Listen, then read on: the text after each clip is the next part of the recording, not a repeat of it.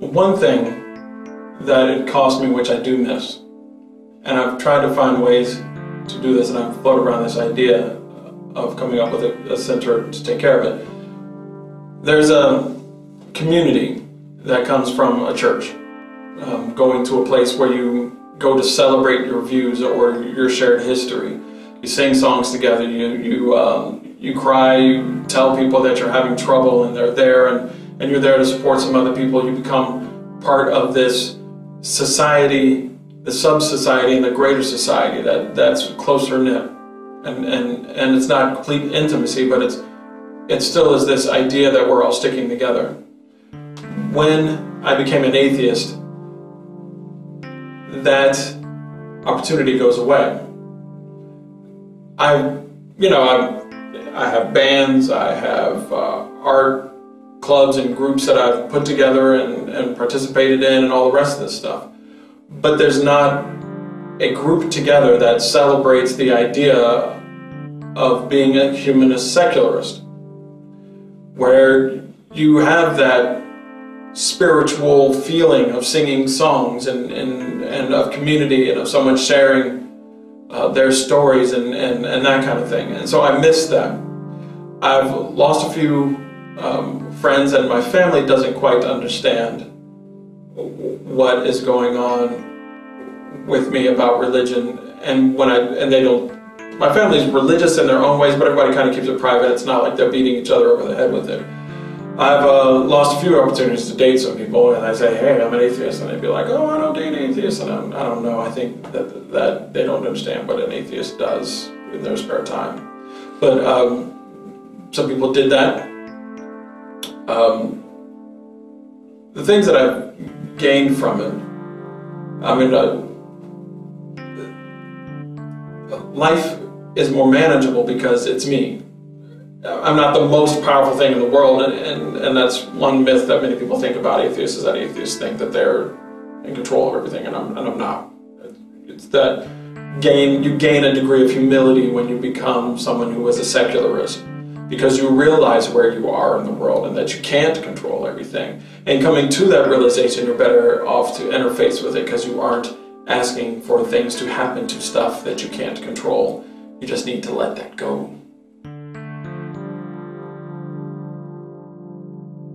I do not proselytize my humanist and secularist views, meaning that I don't go out there trying to convince other people to leave their religions. I will say something that comes from my viewpoint of the way the world works, and sometimes someone will feel compelled to inject or assert their religious views, at which point I will invite the conversation. But the only thing that the only thing that I am a crusader for are facts. And the fact has to, as an example, the Great Flood story.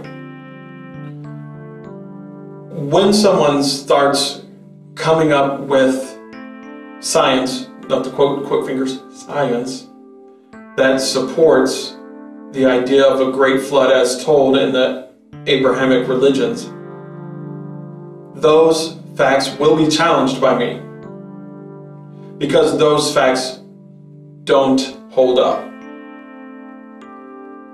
And it's not that I'm trying to attack their religion, it's that I'm trying to keep them from blurring the idea of what qualifies as facts and knowledge. So that's when I step in.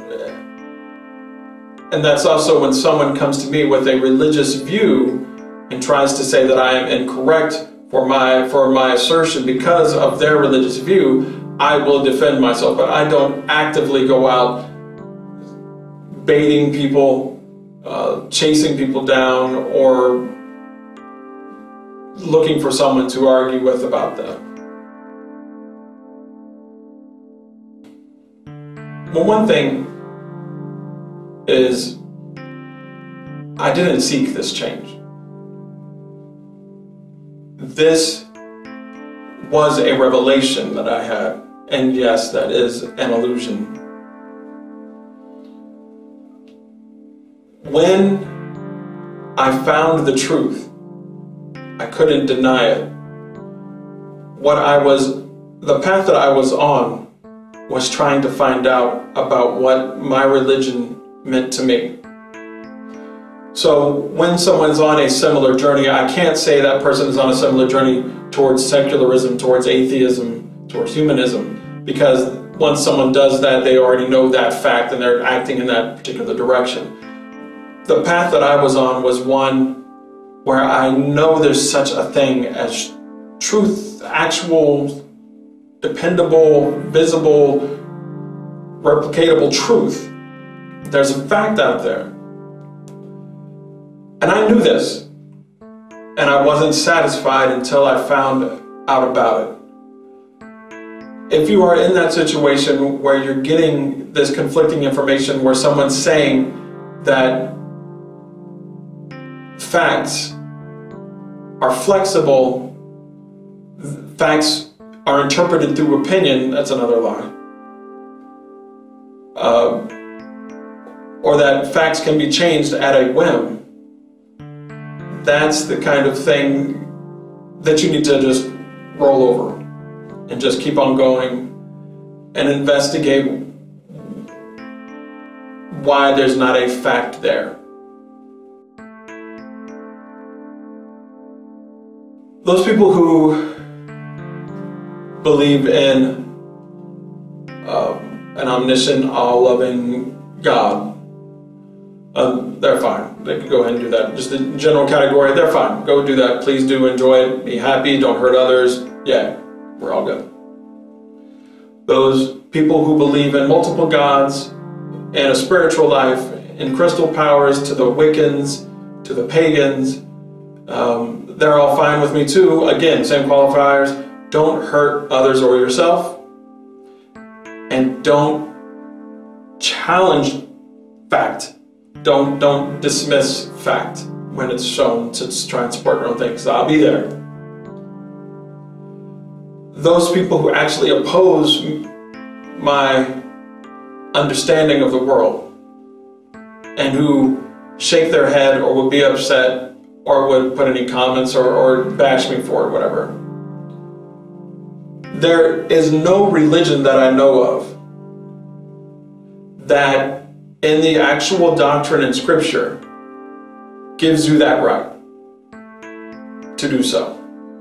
And I challenge you on that one. You can post whatever statement that you want about, someone's about not supporting the apostate or going or proselytizing to those people that are wrong. That's fine and that's great, but the amount of hate that they would have to be invading my space and my understanding of reality violates your own codes about morality, your own codes about how to interact with your fellow human being. If you really believe in your doctrine and you really think I'm going to hell, let me go there on my own, please. Leave me alone.